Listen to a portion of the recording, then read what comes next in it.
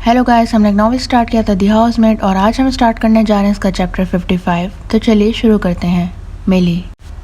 जैसे ही मैं सोफे पर बैठी टीवी देख रही हूँ और 3 घंटे गुजरने का इंतजार कर रही हूँ, मेरा दिमाग नीना के बारे में सोचने लगता है।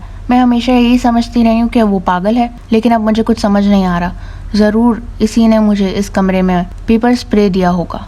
इसे शक था कि वो मेरे साथ कुछ बुरा करने वाला है। इसका मतलब है कि वो इसके साथ भी ऐसा कर चुका होगा, शायद कई बार। क्या नीना वाकई हसद करती थी या ये सब महज एक अदाकारी थी? मुझे अब तक पूरा यकीन नहीं है। मेरे दिल में इसे कॉल करने का ख्याल आता है ताकि सच मालूम कर सकूं, लेकिन शायद ये कोई अच्छा फैसला ना हो। आखिरकार केल्सी ने भी मुझसे दोबारा कभी बात नहीं की जब मैंने डंकिन को मार दिया था।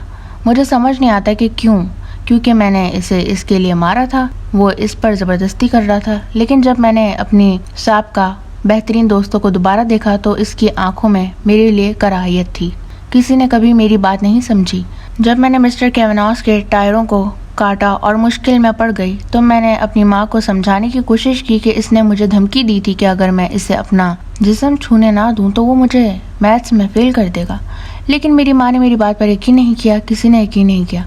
इसने मुझे बोर्डिंग स्कूल भेज दिया क्योंकि मैं बार बार मसाइल में पढ़ रही थी, लेकिन वो भी मेरे लिए बेहतर साबित ना हुआ। बोर्डिंग स्कूल में होने वाले एक वाक़े के बाद सबने मेरा साथ छोड़ दिया और फिर जब मैं जेल से निकलने के बाद आखिरकार एक ठीक ठाक नौकरी हासिल करने में कामयाब हुई तो मुझे इस बारटेंडर कायल का सामना करना पड़ा, जो हर मौके पर मेरा जिस्म छूने की कोशिश करता था।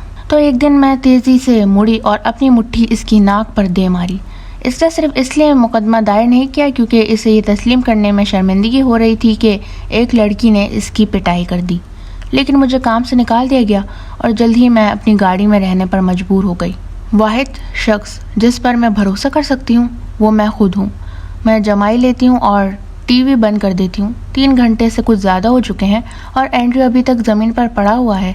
इसने सारे असूलों पर अमल किया है, हालांकि वह तकलीफ में तड़प रहा होगा। मैं आहिस्ता आहिस्ता सीढ़ियाँ चढ़कर ऊपर वाले फ्लोर पर जाती हूँ। जैसे ही मैं वहाँ पहुँचती हूँ वो अपनी जेनिटल्स से किताबें हटा देता है। कुछ लम्हों के लिए वो बस वहीं लेटा रहता है, तकलीफ के मारे दोहरा होकर। एंड्रयू, मैं इसे बुलाती हूँ। कैसा महसूस कर रहे हो? वो गुस्से से जवाब देता है, तुम्हें क्या लगता है मुझे यहाँ से निकालो कमीनी? अब वो पहले की तरह पुरसुकून और मगरूर नहीं लग रहा। अच्छा हुआ। मैं दरवाजे से टेक लगाकर खड़ी हो जाती हूँ और इसके चेहरे को अपनी स्क्रीन पर देखती हूँ। मुझे गाली गलौज बिल्कुल पसंद नहीं। मुझे लगा था कि चूंकि तुम्हें मेरी मदद की ज़रूरत है तो तुम थोड़े अच्छे अंदाज में बात करोगे। मुझे बाहर निकालो। वो ज़मीन पर बैठ जाता है और अपना सर हाथों में थाम लेता है।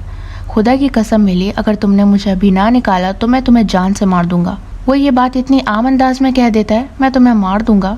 मैं अपने फ़ोन की स्क्रीन को घूरते हुए सोचती हूँ कि मुझसे पहले कितनी औरतें इस कमरे में आ चुकी हैं, कितनी शायद यही मर चुकी हैं। ये बिल्कुल मुमकिन लगता है। परेशान ना हो, मैं कहती हूँ, मैं तुम्हें निकालने वाली हूँ। अच्छा, बस अभी नहीं।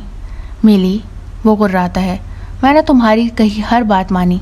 3 घंटे हो चुके हैं। 3 घंटे? मैं भवें उठाती हूँ, हालांकि वो मुझे देख नहीं सकता। माफ़ करना अगर तुमने 3 घंटे सुने हों, लेकिन मैंने दरअसल 5 घंटे कहे थे। तो अफसोस की बात है कि तुम्हें फिर से शुरू करना होगा। 5? मुझे पसंद है कि हाई रेजोल्यूशन डिस्प्ले की वजह से मैं इसका जर्द पड़ता चेहरा साफ देख सकती हूँ। मैं ये नहीं कर सकता। मैं मज़ीद 5 घंटे नहीं गुजार सकता। खुदारा मुझे यहाँ से निकालो, ये खेल ख़त्म हो चुका है। ये कोई सौदेबाजी नहीं है एंड्रयू, मैं तहम्मुल से कहती हूँ। अगर तुम इस कमरे से बाहर निकलना चाहते हो तो अगले 5 घंटे के लिए इन किताबों को अपनी जगह पर रखना होगा। फैसला तुम्हारा है। मिली, इसकी सांसें बेतरतीब हो रही हैं। देखो, हमेशा कुछ न कुछ गुंजाइश होती है। तुम क्या चाहती हो? मैं तुम्हें पैसे दे सकता हूँ। अगर तुम मुझे अभी बाहर निकाल दो तो मैं तुम्हें $1 मिलियन दूंगा। कैसा रहेगा? नहीं, 2 मिलियन? इसके लिए कहना आसान है क्योंकि वो मुझे वो पैसे देने का कोई इरादा नहीं रखता। अफसोस की बात है, लेकिन नहीं, मैं अब सोने जा रही हूँ। शायद सुबह तुम्हें दोबारा देखूँ। मिली, होश से काम लो। इसकी आवाज़ कांपती है। कम से कम मैंने तुम्हारे लिए कुछ पानी छोड़ा था। क्या मैं थोड़ा पानी पी सकता हूँ? मुझे अफसोस है, मैं कहती हूँ। शायद अगली बार जब तुम किसी लड़की को कमरे में कैद करो तो इसे ज़्यादा पानी देना ताकि कुछ तुम्हारे लिए भी बच सके। ये कहकर मैं राहदारी में चल पड़ती हूँ जबकि वो मेरा नाम चीखता रहता है। जैसे ही मैं बेडरूम में पहुँचती हूँ मैं गूगल पर तलाश करती हूँ, इंसान बगैर पानी के कितने दिन जिंदा रह सकता है।